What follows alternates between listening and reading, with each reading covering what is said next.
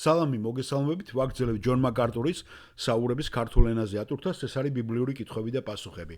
Შემდეგ კითხვა ძალიან საინტერესო, ამას წინების ხოთაშორის ჩვენს გქონდა ამაზე საუბარი და ხშირად გვიბრუნდება ხოლმე ეს ადგილი, რომ ბევრია მოწოდებული და ცოტა რჩეული.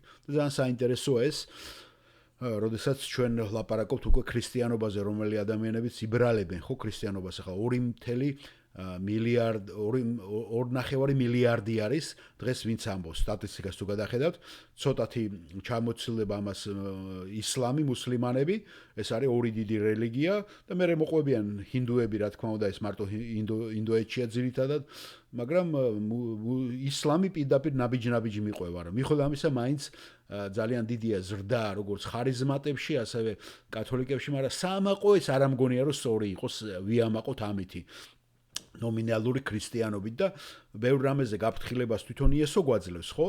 და ერთ-ერთი ეს არის ზუსტად, აი მამაკაცი სვავს, ესე იწყებს ბატონ ჯონისთან თავის საუბარს. დიდება უფალს. და ჯონი პასუხობს, თქვენ დიდი ხანი გველოდებოდით მიკროფონთან, ამიტომ გითხოვთ ეხლა თქვენ დროს. დიდება უფალს ჯონ და რაღაცა მაქვს თქვენთან კითხვა მინდა დაგისვათ. იცით ხომ, ეკლესიაში ძალიან ბევრი იბრალებს და არის ძალიან ბევრი მიმბაძველი ხალხი, რომლებიც თამაშობს ქრისტიანობას. ასე რომ რა განსხვავება რჩეულსა და მოწოდებულს შორის? დიახ, ეს არის მათეს სახარების 22 თავიდან. და მე წავიკითხავ ქართული მცოდნელებსაც თლიანად ამიგავს, რომელსაც მოყვება ეს ნათქვამი იესო ქრისტესი. იესო კვლავ იგავებით ელაპარაკებოდა, მათ ეუბნებოდა: "ცათა სამეფო გავს მეფეს, რომელმაც თავის ძეს ქორწილი გაუმართა. გაგზავნა თავის მონები ქორწილში მოწვეულთა დასაძახებლად, მაგრამ არ ისურვეს მოსვლა. კვლავ გაგზავნა სხვა მონები და დააბარა უთხარით მოწვეულებს. აჰა, მოვამზადე ნადიმი, ხბორები და ნასუქი საქონელი დაკლულია. ყველაფერი მზად არის. გვეწვიათ ქორწილში, მაგრამ მათ ყურად არ იღეს შემოთვლილი და ზოგი თავის ყანაში წავიდა, ზოგის თავის სავაჭრო საქმეზე. სხვებმა კი შეიპყრეს მისი მონები, შეურაცხყვეს და დახოცეს. ეს რომ გაიგო განრისხდა მეფე, გაგზავნა თავის ლაშქარი და ამოჟლიტა ის კაცის მკვლენი. მათი ქალაქი კი ცეცხლს მიცა.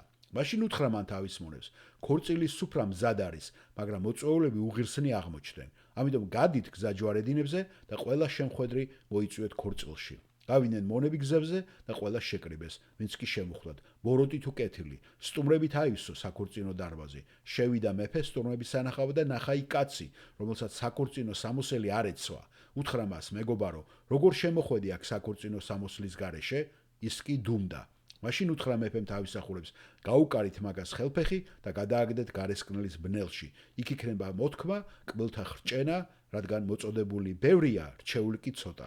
აი ეს ადგილი მე თქვენთვის მოვიყვანე და რა შესანიშნავი იგავია რა, აქ ნახეთ ისრაელზე ლაპარაკობს იესო, რა და როგორ გაწია ისრაელი გვერდზე და მე ქრისტიანები, რომლებიც დაუძახა, ხო?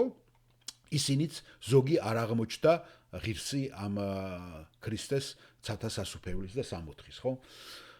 და ეს მამაკაცი აგრძელებს ამას. ჯონ, თქვენ ბევრს თქვენ საუბრებში ახსნებთ ხოლმე ამას, გამოთქმას. ბევრს მოუწოდებენ, ანუ ბევრია მოწოდებული, ცოტა კი რჩეული. რამდენია რჩეული ახლა? ვინ არის რჩეული? ჯონი მაკარტური ესე პასუხობს: მოდით, დიახ, დაუშვათ უპირველეს ყოვლისა, რომ ეკლესიაში უამრავი ადამიანია, რომლებიც არ არიან გადარჩენილი. ხო მართალია? იმის გამო რომ ბევრია, გახსოვთ ხო, ხორბალში დათესილი ღვარძლი, ესეც მე-13 თავია მათეს სახარების, წავიკითხავ ამასაც ქართული მცოდნელებისათვის. სხვა იგავის შესთავაზა და უთხრა: ცათა სამეფო გავს ადამიანს, რომელმაც კარგი თესლი დათესა თავის ყანაში. როცა ეძინათ ადამიანებს, მოვიდა მისი მტერი, ანუ სატანა, ღვარძლი ჩათესა ხორბალში და წავიდა. ჯეჯილი რომ აღმოცენდა და ნაყოფი გამოიღო, ღვარძმაც მაშინ იჩინა თავი. მივიდნენ მონები და კითხეს სახლის პატრონს: ბატონო, განა კარგი თესლი არ დათესე ყანაში? ღვარძლი საიდღანღა შეერია. მან კი უთხრა მათ: მტერი კაცის ნახელავია ეს. მონება უთხრეს: თუ გვიბრძანებ, წავალ და გავმარგლავთ. ეს ანგელოზებია ლაპარაკი, მაგრამ მან უთხრა: არა, რათა გამარგვლისას ღვარძთან ერთად ხორბალიც არ ამოგლიჯოთ.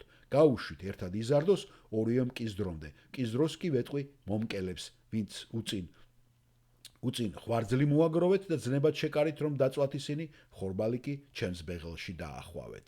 ხედავთ? და ჯონი აგრძელებს, ჯონ მაკარტური: ვიწრო გზის ნაცვლად ფართო გზაზე ბევრი ხალხი დადის.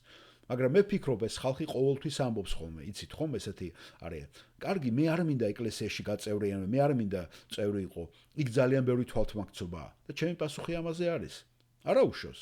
ჩვენ საკმარისი ადგილი გვაქვს. მოგესალმებით, შემოდით დასხედით. აქ ნუ გაწევრიანდებით, თუ ეს თქვენ არ გინდათ.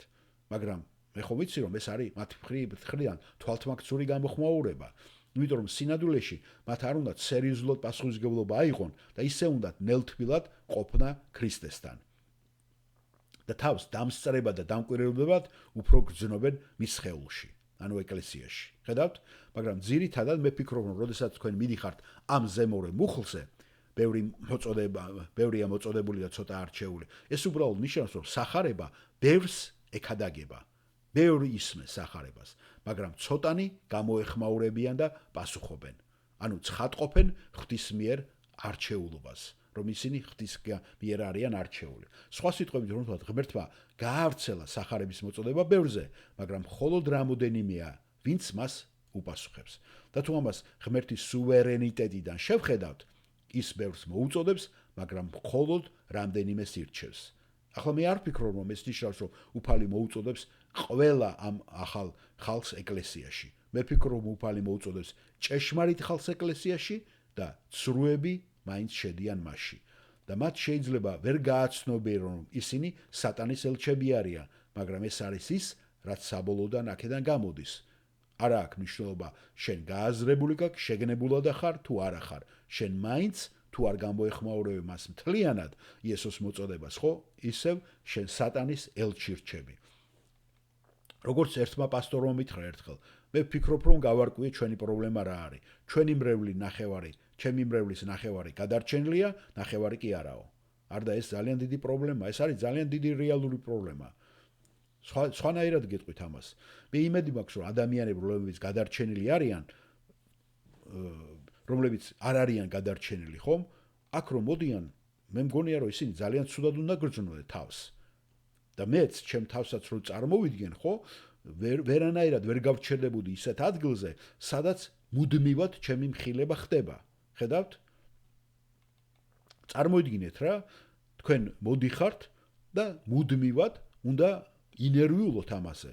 მუდმივად უნდა იყო დაძაბული. არ და მე მაგის ნაცვლად ხო მე პირადად რომ არ ვიყო გადარჩენილი. მე წავიდოდი ისეთ ადგილზე, სადაც მოვისმენდი სიმღერებს, იქ გულები, ტაშის სცემა და სულ ყოველთვის რაღაცა იმედების და მხილების ნაცვლად.